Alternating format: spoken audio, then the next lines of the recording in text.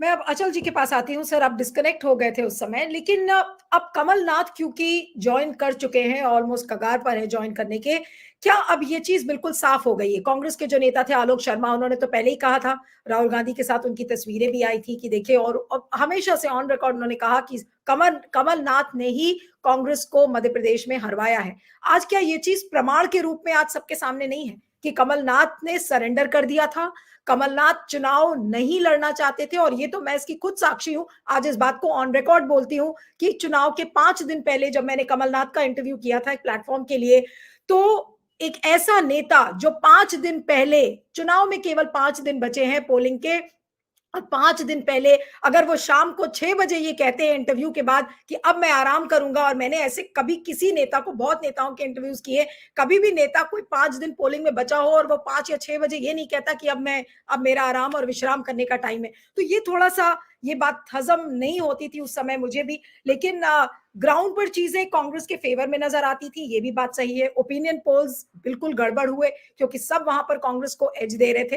राकेश अचल जी फिर से डिस्कनेक्ट हो गए, तो मैं कोशिश करूंगी कि अब मैं अनिल सिन्हा जी के पास आऊं कि अनिल जी क्या कहेंगे, अब तो क्या ये चीज बिल्कुल साफ नहीं हो गई है कि कमलनाथ ने ही कांग्रेस को वहां पर हरवाया है? ये बात तो पहले ही जब 2019 के इलेक्शंस में एक एक सीट सिर्फ जीती कांग्रेस, और वो भी उनके बेटे ने जीती थी। तो उसी समय जो कांग्रेस वर्किंग कमेटी की मीटिंग हुई थी, तो उसमें रिव्यू में कमलनाथ और अशोक गहलोत दोनों को घेरा गया था।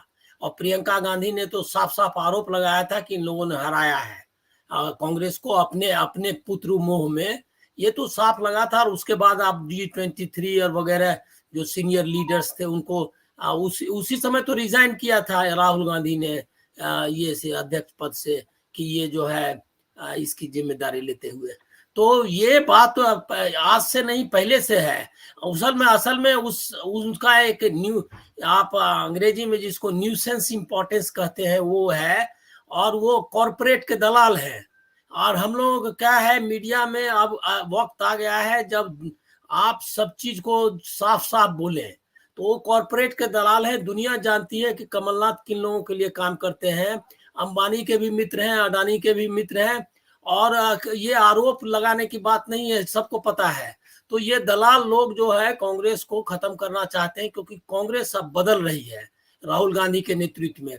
और ये पहले भी कांग्रेस बदल रही थी। वो एक गलती जरूर मैं मानता हूं कांग्रेस मैनेजमेंट का है, और गांधी परिवार का खासकर, कि उनके वो लॉयलिस्ट चुनने में, जो निष्ठावान महाराष्ट्र में पहले ही निष्ठावान बनाम क्या कहते हैं बाकी लोग होता था, और ये निष्ठावान गया ये अशोक चौहान। इनके पिताजी की यही ताकत थी कि नांदेड़ के अलावा कहीं कुछ नहीं कर सकते थे।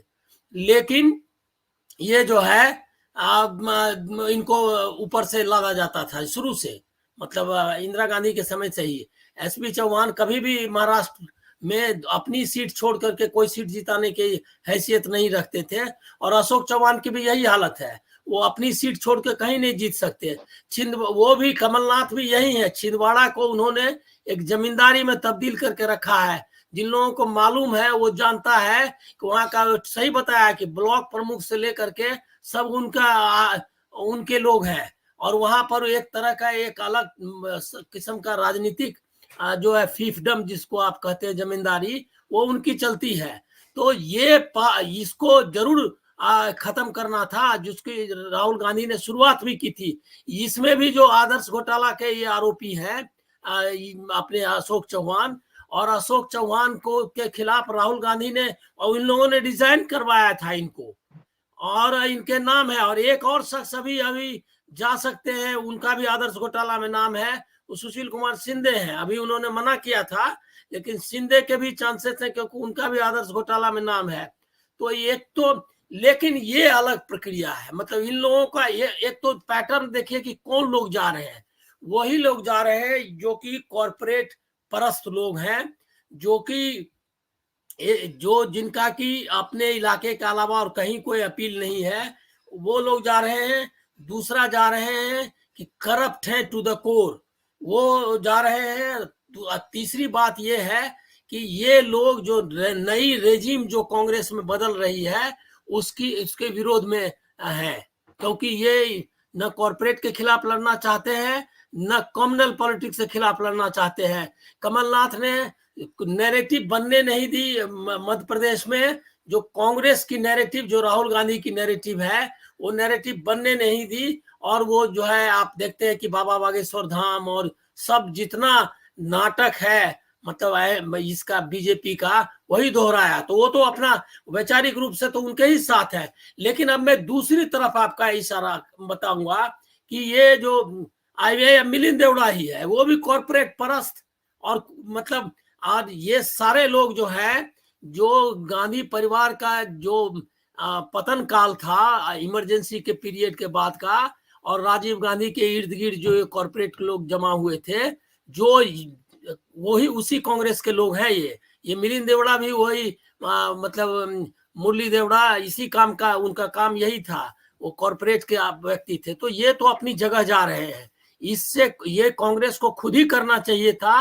कांग्रेस ने ये जिम्मा बीजेपी पे छोड़ दिया। ये कमलनाथ और इन लोगों को तो पहले ही निकाल देना था।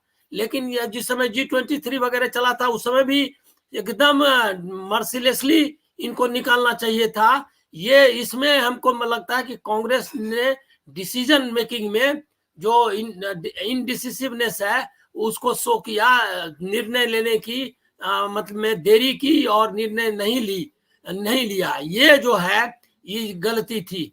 दूसरी बात मैं कहूंगा कि अब आ जाइए कि ये लोग क्यों लिए जा रहे हैं। ये लोग इसलिए नहीं लिए जा रहे हैं कि बीजेपी को आगे बढ़ाना है। ये है मोदी जी का scheme, one man rule create करने का, तानाशाही का। बीजेपी को खत्म करना है उनको, क्योंकि बीजेपी में अगर शिवराज सिंह चौहान रहेंगे, बीजेपी में अगर देवेंद्र फडणवीस रहेंगे, नितिन गडकरी रहेंगे, तो इन लोग, राजनाथ सिंह ने तो सरेंडर कर दिया है, तो ये बाकी ये सब सारे लोग रहेंगे। तो अमित शाह को जो सक्सीड करना है, मतलब मोदी जी के बाद अमित शाह को जो लाना है, वो काम नहीं हो सकता।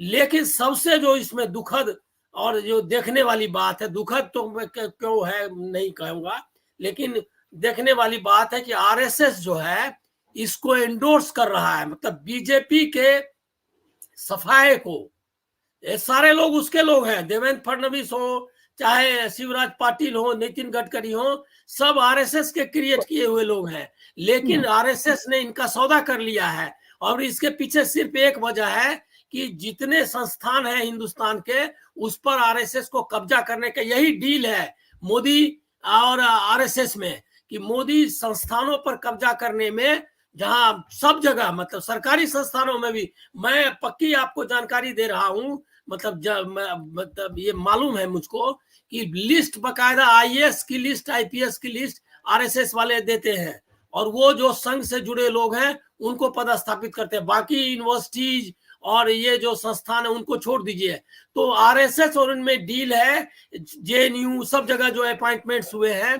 तो आरएसएस अपना लॉन्ग टर्म देख रहा है कि हिंदू राष्ट्र बनाने और देश के इतिहास, संस्थाओं सबको नष्ट भ्रष्ट करने में कितनी छूट उसको मिल रही है। इसके एवज में वो मोदी को अपना चलाने के लिए दे रहा है, जिसमें वो आरएसएस अपने ही लोगों की बलि दे रहा है, ये जो अपने लीडर से खत्म कर रहे हैं। तो इसमें दो तरह का उद्देश्य है जो मोदी और अमित शाह की स्कीम है। कि एक तो कांग्रेस के लोगों को लेकर के एक नैरेटिव भी बनाना, और उसमें जो लोग मान लें ये लोग चंदा वगैरह इकट्ठा करने में इंपॉर्टेंट है, मिलिंद देवड़ा हो या ये कमलनाथ, तो उसको जो है विपन्न बना देना, मतलब उसके पास पैसे ही ना हो, ये इंतजाम भी करना। और दूसरा है कि ये अपना जो बीजेपी की जो ट्रेडिशनल लीडरशिप है, या जो बीजेपी के अंदर जो चैलेंज आ सकता है इनकी सत्ता को, उसके खिलाफ। तो इसलिए दोनों, वो भी सिर्फ इसमें ये नहीं समझिए कि वो सिर्फ बीजेपी को, मतलब कांग्रेस को खत्म करना चाहते हैं, वो बीजेपी को भी खत्म कर रहे हैं और अंततः लोकतंत्र को खत्म कर रहे हैं। नहीं, बिल्कुल। और बीजेपी के सामने एक बहुत ही दुविधा भरी स्थिति